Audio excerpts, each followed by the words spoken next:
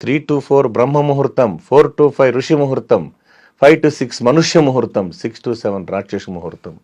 ఏ ముహూర్తంలో లేస్తారో ఇంక వాళ్ళు నిర్ణయించుకోవాలి సార్. అదృష్టం కష్టజీవుల సొంతం. అందుకే నేలను తాకాలని నింగికి ఆశ, నింగికి నిచ్చెన వేయాలని మనసుకు ఆశ, పంటగా మారాలని పైరుకు ఆశ, జంటగా వెలగాలని ఒంటరి ఆశ, గెలుపన్నది రేపన్నది ప్రతి మనిషికి ఆశ. ఆశ నిన్ను నడిపిస్తుంది ఆకాశానికి, ఆశ దారి చూపిస్తుంది అవకాశానికి. ఆశ వెంట ఆచరణలో ఉంటే అద్భుతాలు నీ సొంతం, ఆదమరచి నిద్రపోతే అందదు నీకు ఏ వసంతం. అంటే ఇప్పుడు టెక్నాలజీ రావడం వల్ల అనుకుంటారా ఇవన్నీ కూడా?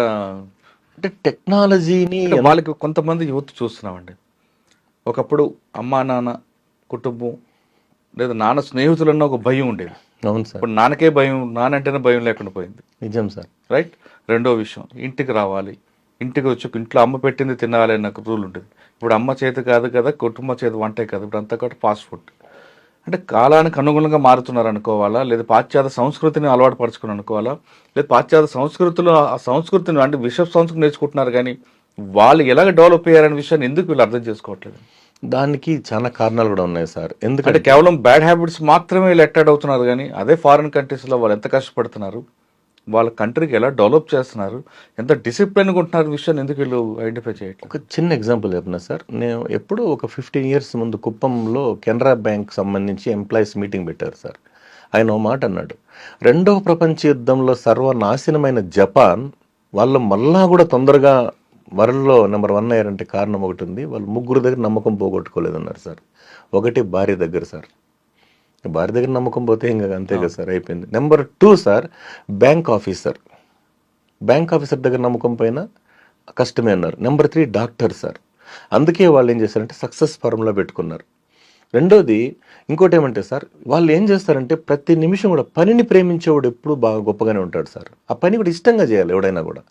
ఎవడైతే వర్కహాలిక్ ఉంటాడో వాడు హ్యాపీగా మన లైఫ్ని వాడు తీసుకెళ్తుంటాడు. ఇంక మిగతా వాళ్ళ హ్యాబిట్స్ మనం ఏమనలేము. ఎందుకు అయిపోతుందంటే దీనికి మొదటి నుంచే వస్తుంది సార్, మొగ్గ నుంచినే చూసుకోవాలి మనం. ఎందుకంటే వాడు ఫస్ట్ ఆఫ్ ఆల్, నేను చిన్న సబ్మిషన్ సార్, బేసిక్ నుంచి కూడా ఇప్పుడు కొంతమంది బాగా స్పోర్ట్స్ ఇంట్రెస్ట్ ఉన్న బిడ్డలు ఉన్నారు.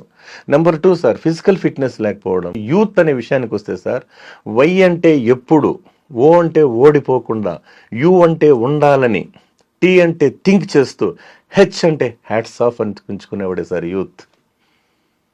ఎందుకంటే సార్ అనుశక్తి అంటే యువశక్తి ముందు అనుశక్తి కూడా తక్కువే సార్. యువశక్తి ముందు అనుశక్తి కూడా తక్కువే. ఎందుకంటే యవ్వనం అనేది జీవిత సారాన్ని పిండుకోవలసిన సమయం. యవ్వనం జీవితానికి ఉత్సాహాన్ని ఇచ్చే ఒక గొప్ప పదం సార్. అందుకే మై డియర్ యూత్, మీరే దేశానికి దిక్కు, మీ మీదే జనం లుక్కు, మీరుండడం మీ ప్రజల లక్కున అన్నాను. కరెక్టే అండి. ఎందుకంటే ఒక దేశం అభివృద్ధి చెందాలంటే ఖచ్చితంగా యూత్ ఉండాలి. అవును సార్. వాళ్ళ యొక్క కష్టం మీద దేశం ముందుకు వెళ్తారు. ఇప్పుడు వాడు ఎప్పుడైతే కష్టపడే మనస్తత్వం పోయారు, అంత విలాసాలకి, డ్రగ్స్ కి, దీనికి వీటికి ఎక్కువగా వాళ్ళు మొదలు చూపిస్తున్నారు తప్ప కష్టపడాలి, మనం ఒక మంచి ప్రొడక్ట్ అవ్వాలి అనే ఆలోచన రావట్లేదు. ఒక బలమైన నిజం సార్, మీరు చెప్పింది వాస్తవం. అంటే నా పరిధిని మించి నేను మాట్లాడకూడదు కాబట్టి నేను దయచేసి చెప్తున్నా, అదృష్టం కష్టజీవుల సొంతం అన్నారు సార్. बढ़ता चल तू बढ़ता चल, करता चल कुछ करता चल, बढ़ता चल तू बढ़ता चल, करता चल कुछ करता चल, सारी दुनिया तेरे पीछे मुश्किलों से लड़ता चल, सारी दुनिया तेरे पीछे मुश्किलों से लड़ता चल, बढ़ता चल बढ़ता चल, बढ़ता चल तू आगे बढ़ता चल।